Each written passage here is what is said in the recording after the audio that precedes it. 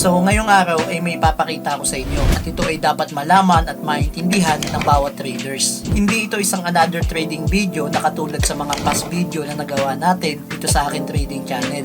Dahil ang video na ito ay tungkol sa greed, risk at consequence. At dito din sa video na ito ay ipapakita ko sa inyo kung paano ko nga ba naitalo at naubos ang pera ko sa trading. Pero huwag kayong mag-alala dahil may lesson tayong matututunan dito na makakatulong sa inyo pagdating sa pagtitrade. So bago natin ito umpisahan, ako nga pala si Jing Relano at welcome dito sa aking trading channel. Sa mga past trading video natin ay mapapansin nyo na palagi kong ginagamit yung martingale strategy. Isa itong popular method na ginagamit ng mga maraming traders. Napakasimple lang gamitin nitong martingale strategy. Kailangan mo lang doblehin yung amount na natalo sa inyo sa pagtitrade hanggang sa manalo ka. Napakadali lang, di ba? So ngayon mag-trade ulit tayo gamit itong martingale strategy. So ngayon nandito na tayo sa trading application ni Expert Option at magte-trade tayo gamit ang martingale strategy. At sinamahan na din natin ito ng RSI strategy. So ang unang trade natin ay pwede tayo ditong mag-buy. Yan, nag-buy tayo dito. At antay lang natin yung deal duration hanggang matapos. So yun, nag-loss tayo ng profit ng 3,000. Nag-loss tayo dito ng 3,000. So martingale strategy ang gamit natin. Dodoblehin lang natin ito. Dahil 3,000 yung trade natin, gawin natin itong 6,000. So, ayan. Antay lang natin yung tamang tempo bago tayo mag-trade. So, dito pwede tayong mag-buy.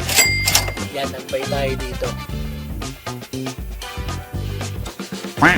So, ayun, nag-loss tayo doon gamit ang martingale strategy. Dahil martingale strategy yung gamit natin, kailangan natin itong doblehin.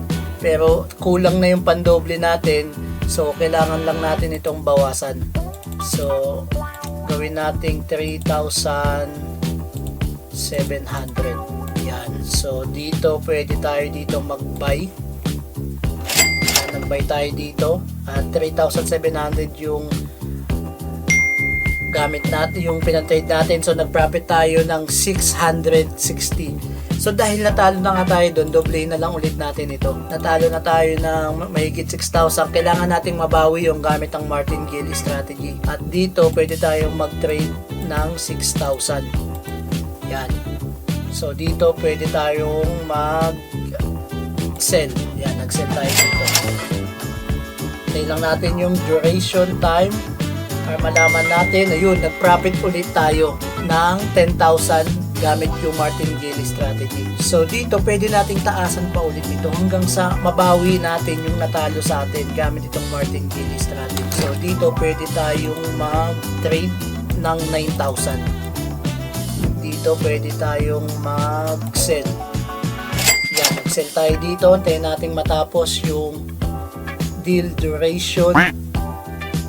So ayun, natalo ulit tayo gamit ang martingale strategy at 2,000 na lang yung natitira sa atin. Kailangan natin mabawi yung natalo sa atin. So dito, pwede tayong mag-trade dito kung magkano na lang natitira sa atin at kung magpa-profit tayo dito, dodoblehin ulit natin. So 2,000. Yan, 2,000 yung gamit natin. Yung iti-trade natin, dito pwede tayong mag-buy.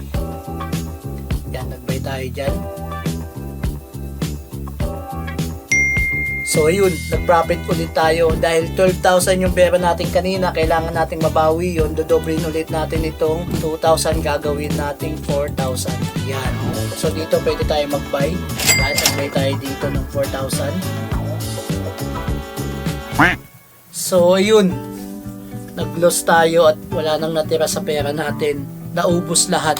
So ayun no, naubos lahat yung pera natin sa pagtitrade gamit yung martingale strategy. Pero huwag kayong mag-alala dahil demo account lang ginamit natin doon. Pero iisa-isahin natin kung bakit nga pa naubos yung pera natin doon sa trading na yun. Meron tayong tatlong dahilan dito kung bakit naubos yung pera natin doon sa trading na yun. Ang una ay inflated risks are deadly. Ang unang pinakamalaking pagkakamali natin dito ay ang pagpapalaki ng risk sa pamamagitan ng pagdoble ng pagtitrade. Maaaring gumana ang martingale system kung meron tayong unlimited na pondo o kapital. Kaya lagi natin tatandaan na ang risk management ay hindi optional. Ito ay mahalaga Kaya huwag tayong mag-risk ng higit sa 1 to 5% na pondo o kapital sa isang trade. For example, sa trade na ginawa ko ay meron akong pondo o kapital na 12,000. Pero ang unang trade na ginawa ko ay 3,000. Ito ay 25% kagad ng kapital natin. Kaya napakalaking risk talaga nito. At kapag dinoble mo naman ito, magiging 50% na kagad ito ng kabuuang kapital natin. Kaya dahil dito, mas mabilis na naubos yung pera natin.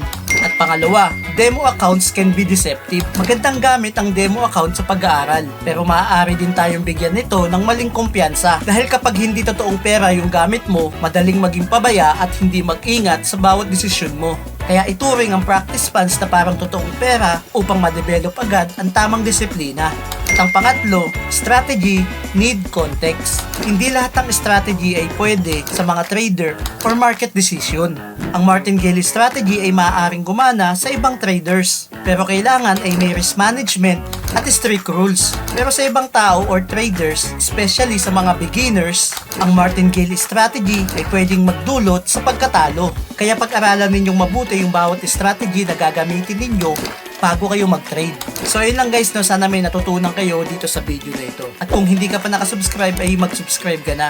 So ano pang hinihintay mo? Start your trading journey dito kay Expert Option.